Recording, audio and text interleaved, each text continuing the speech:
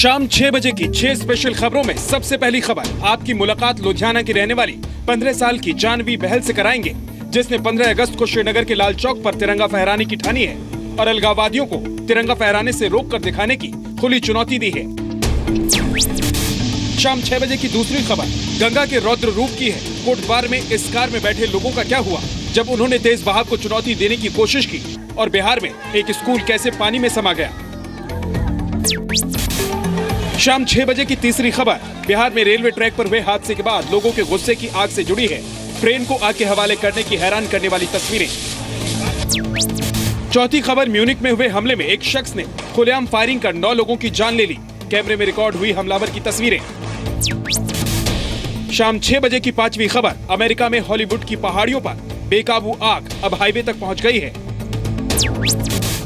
शाम 6 बजे की आखिरी खबर चीन ने अपने इस विमान से सभी को चौंका दिया है। चीन का दावा है कि ये जमीन और पानी दोनों जगहों से उड़ान भरने वाला दुनिया का सबसे बड़ा जहाज है। तो अगले आधे घंटे रहिए हमारे साथ और देखिए 6 स्पेशल खबरें।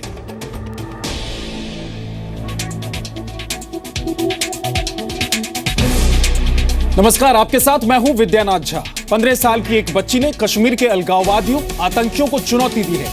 लुधियाना की जानवी बहल ने 15 अगस्त को श्रीनगर के लाल चौक पर तिरंगा फहराने का ऐलान किया है। जानवी ने कहा है कि वो लाल चौक पर तिरंगा फहराएंगी और किसी में हिम्मत है तो रोक कर दिखाए। जानवी का यह बयान कश्मीर के उन लोगों को एक बड़ा तमाचा है जो कश्मीर की आजादी के नारे लगाते हैं, नौजवानों के हाथ में पत्थर थमा देते हैं। आपको सुनवाते हैं जानवी ने कैसे ललकारा है कश्मीर के दुश्मनों। मैं 15 अगस्त को श्रीनगर कश्मीर लाल चौक में तिरंगा फहराने वाली हूं, क्योंकि वो ऐसी जगह है जहां विद्यार्थियों ने, लोगों ने झंडे का अपमान किया था। तो मैं अलगाववादियों और बाकी के जो लोग हैं जिन्होंने पाकिस्तान के झंडे फहराए हैं या जिन्होंने हमारे झंडे का अपमान किया है, उनके सामने जाके मैं वो झंडा फहराऊँगी। अगर कोई रोक सकता है तो रोक ले। कश्मीर में भारत में रहते हुए पाकिस्तान के झंडे फहरा रहे हैं, वो उसे देख के मुझे लगता है कि मतलब इंसानियत कहाँ गई है उनकी। वो इंडिया में रह रहे हैं, इंडिया में ही वो अपना घर बार चला रहे हैं, रोटी खा रहे हैं, और वो पाकिस्तान के झंडे क्यों फहरा रहे हैं? अगर उन्हें इतना ही है तो क्यों ना वो पाकिस्तान चले जाते हैं। और हमारे साथ जानवी जुड़ गई हैं, सीधे उनका रुख करते हैं। जानवी, बहुत बहुत स्वागत है आपका जी न्यूज पर, और सबसे पहले बहुत बधाई इस बात के लिए कि आप 15 अगस्त को लाल चौक पर जाकर तिरंगा फहराना चाहती हैं। लेकिन जानवी, सवाल ये है कि वहां पर इतनी सारी आतंकी वारदातें होती हैं, पत्थरबाजी होती है, आपको डर नहीं लगता क्या?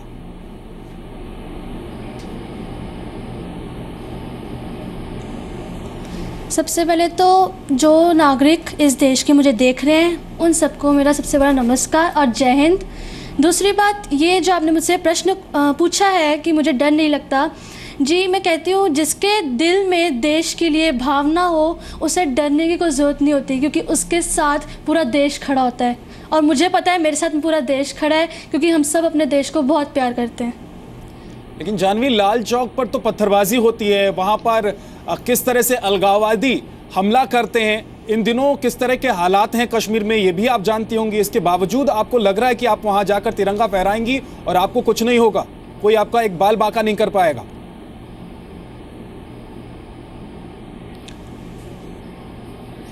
जी ये सब मुझे नहीं पता कि मेरे साथ क्या होगा। मुझे सिर्फ इतना पता है कि 15 अगस्त को मुझे जाना है और वहाँ जाके अपना तिरंगा फहराना है, अपने भारत की शान बढ़ानी है।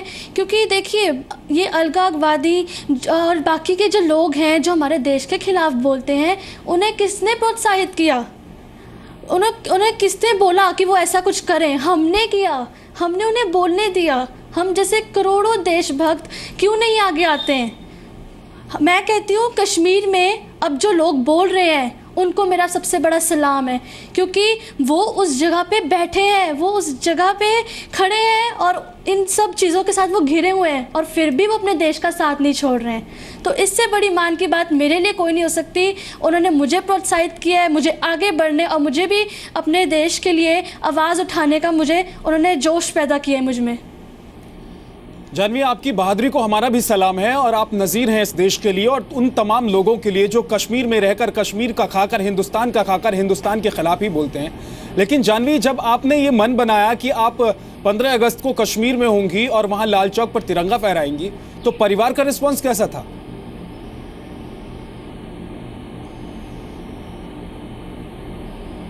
मेरा परिवार हमेशा से मेरे साथ खड़ा रहा है। हाँ, मैं कहती हूँ परिवार जो होता है, हम सब एक साथ रहते हैं, परिवार बहुत प्यार करता है। मेरे माँ बाप मुझसे बहुत प्यार करते हैं। उन्हें थोड़ा बहुत तो दिक्कत हुई थी, बट उन्हें पता था कि मेरी बेटी, हमारी बेटी का जो इरादे हैं वो नेक हैं और वो अपने देश के लिए कुछ कर दिखाना चाहती है। तो वो कहते हैं कि हम कौन होते हैं बीच में बोलने वाले। जब एक देश के लिए वो इतना बड़ा कुछ कर रही है तो हम भी तो एक देश के नागरिक हैं। अगर मैं देश की नागरिक हूँ तो वो भी देश के नागरिक हैं और वो मेरे माता पिता हैं, तो उन्होंने मेरा पूरा सहयोग दिया। आपके साथ और कौन कौन जाने वाला है जानवी श्रीनगर 15 अगस्त को? जी, मेरे साथ मेरे पिताजी और तमाम कुछ लोग जाएंगे जो अभी मेरे फाउंडेशन के हैं, जो मेरे साथ जुड़े हुए हैं, जो मेरे एक काम में, हर मेरे एक स्टेप पे मेरी मदद करते हैं, वो सब जाएंगे। जानवी, जो अलगाववादी लोग बच्चों के हाथ में पत्थर थमा देते हैं, लोगों के हाथ में पत्थर थमा देते हैं, खासतौर से श्रीनगर में, और जवानों पर हमला करवाते हैं, उनको आप क्या संदेश देना चाहेंगी?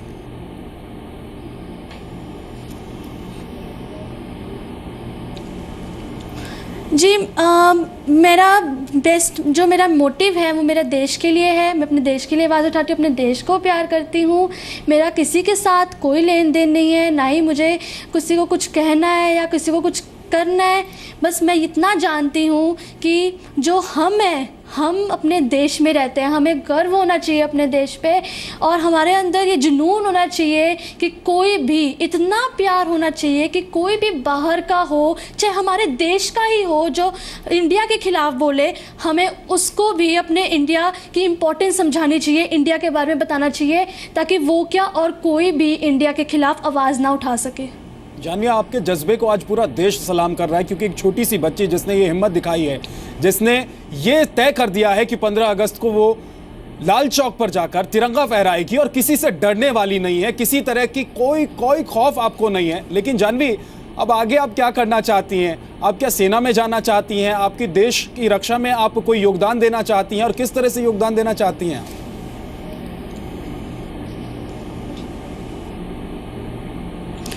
जी हाँ, ये प्रश्न बहुत अच्छा है कि मैं अब आगे क्या करना चाहती हूँ। मैंने, जैसे आप सबको पता है कि मैं देश को बहुत प्यार करती हूँ और मैं अगर कुछ आगे करूँगी तो देश के हित में करूँगी। और हाँ, मैंने अब आगे का, मैं लॉ में जाऊँगी, जज बनूँगी, लोगों को, जो लोग बेचारे अपनी सुनवाई नहीं सुन पाते या उनके साथ कुछ अच्छा नहीं होता, उन्हें मैं इंसाफ दिलाऊँगी। जानवी, आपका आइडल कौन है? किसको देखकर आपको ये प्रेरणाएं मिलती हैं और आप इस तरह के बहादुरी भरे काम करने के लिए आगे आ पाती हैं, अपने आप को हिम्मत जुटा पाती हैं?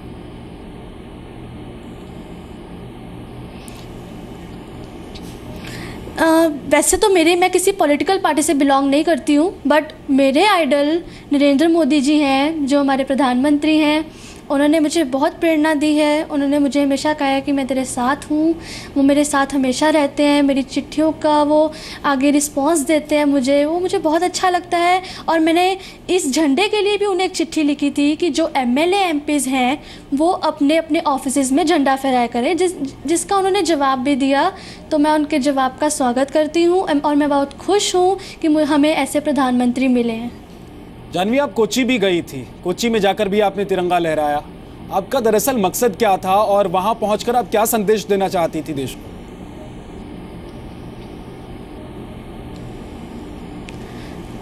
मिशन तिरंगा हम कह सकते हैं। 28 मई से मैंने अपना तिरंगा का जो मिशन था वो शुरू कर दिया था। 28 मई को हम लोग कोचीन गए थे। कोचीन से मैंने अपनी यात्रा शुरू की थी। जो मैं अपना झंडा था, मेरा सपना था कि मैं अपने झंडे को अपने सारी स्टेट्स में लहराऊं और ताकि युवा पीढ़ी जो हो वो प्रोत्साहित हो, उनके लिए और जोश बढ़े और वो मेरी तरह ऐसे हज़ारों देशभक्त हो जो आगे आए, मुसीबतों का डटकर सामना करें, देश के लिए लड़ें। तो अब जो है मेरा ये मिशन जो है वो कंप्लीट होने जा रहा है जब मैं लाल चौक 15 अगस्त को कश्मीर में झंडा फहराऊंगी और मैं काफ़ी खुश हूँ और ये जान के भी मुझे खुशी हो रही है कि जो मेरा सपना था वो पूरा हो रहा है। हम सभी की शुभकामनाएं आपके साथ है जानवी, और आप इसी तरीके से आगे बढ़ती रहें और इसी तरह के बहादुरी भरे काम करती रहें। और जानवी ने जो फैसला किया है, जानवी ने जो ऐलान किया है, वो ना सिर्फ तमाम लोगों के लिए एक बड़ा नजीर है बल्कि उन लोगों के मुंह पर तमाचा है जो दिल्ली में बैठकर, कश्मीर में बैठकर या फिर देश के किसी भी हिस्से में बैठकर हिंदुस्तान की खाते हैं और हिंदुस्तान के खिलाफ ही बोलते हैं, अलगाववादियों के साथ खड़े नजर आते हैं। सीधे आपको लेकर चलते हैं, प्रधानमंत्री Narendra Modi James and jewellers के कार्यक्रम में कुछ बोल रहे हैं, सीधे आपको सुनवाते हैं। मुझे खुशी है कि आपने सरकारी व्यवस्था को स्वीकार किया और इस स्वीकृति का मूल कारण विश्वास है। शायद इस सरकार पे भी आपका भरोसा न होता तो आज भी आप पुतले जलाते रहते होते, काम नहीं होता। लेकिन ये हुआ इसलिए कि आपका सरकार पे विश्वास है और लोकतंत्र में विश्वास सबसे बड़ी पूंजी होता है। जनता का शासन के प्रति, शासन का जनता के प्रति, ये विश्वास ही तो है जो हमें जोड़ता है और हम जब जुड़ते हैं तो कुछ करने के लिए जुटते भी हैं। और मुझे विश्वास है कि हम देश के लिए बहुत कुछ करने का संकल्प लेकर के यहां से जाएंगे। बहुत बहुत धन्यवाद। आगे बढ़ते हैं, कुछ और खबरें आपको दिखाते हैं। बाढ़ के कहर से यूं तो देश के कई राज्य त्रस्त हैं, लेकिन देवभूमि उत्तराखंड और बिहार से दो ऐसी तस्वीरें सामने आई हैं जिनमें सबक भी छिपा हुआ है। कोटद्वार में पानी के तेज बहाव के सामने कार चलाने की जिद कुछ लोगों पर भारी पड़ गई, जबकि बिहार में गंगा किनारे बसा एक स्कूल नदी में समा गया। पानी के तेज बहाव में जिंदगी का रिस्क क्यों? तस्वीरें उत्तराखंड के कोटद्वार की हैं, जहां ये कार सवार बाढ़ के तेज बहाव के सामने रोड क्रॉस करने की कोशिश कर रहा है। गंगा के रौद्र रूप को चुनौती देना पड़ा भारी। पानी के तेज बहाव में सफेद रंग की वैगनार कार को कार में बैठा ये शख्स रोड के दूसरी तरफ लाना चाहता है, लेकिन अगले 10 सेकंड में उसके साथ क्या होगा ये देखिए।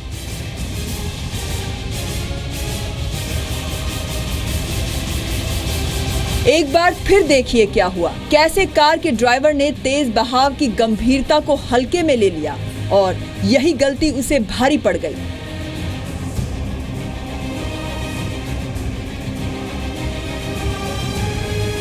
ध्यान से देखिए, पानी का बहाव इतना तेज है कि ड्राइवर को स्टीयरिंग दाईं ओर लाने में कितनी जद्दोजहद करनी पड़ रही है। कार को पानी के दूसरी तरफ लाने से ठीक पहले गाड़ी का वाइपर भी एक बार चलता है।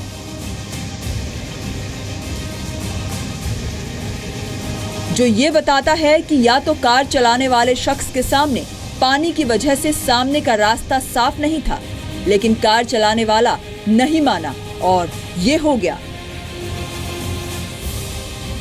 कुछ लोग पास खड़े होकर ये सारा मंजर देखते रहे। देखिए, कार जैसे ही पानी के बहाव के साथ बह गई, ये लोग भी खड़े देखते रह गए कि कार के साथ ये क्या हुआ। हालांकि राहत की बात ये रही कि कार में सवार लोगों को स्थानीय लोगों ने बचा लिया। अब एक तस्वीर बिहार से देखिए। कटिहार जिले के खट्टी किशनपुर इलाके में स्कूल की बिल्डिंग कैसे भरभरा कर नीचे आ रही है। स्कूल की पूरी इमारत को नीचे आने में महज 15 सेकंड का वक्त लगा।